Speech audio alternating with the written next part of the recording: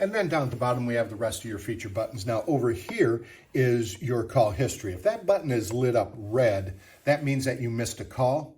And if you touch that button, it's going to put you into the missed list and show you the call that you missed. It might have been an internal caller, maybe an external caller, but you'll see that here in just a minute. Otherwise, you can just touch that button and you can see there is your call log and it lists all. Now, if you go down, you can see the arrows in and out, which identify calls that were inbound or outbound, right? Now you've got all calls.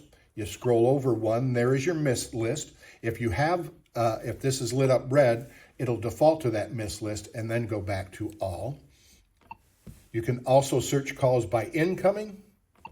You can search calls by outgoing.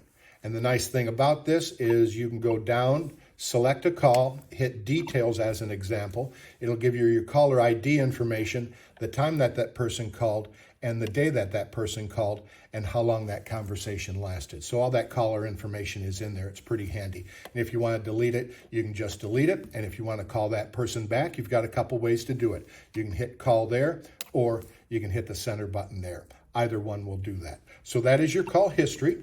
Of course, your keypad, everybody knows how to work that. If you had a headset, you could plug in there, engage and disengage just by touching that button.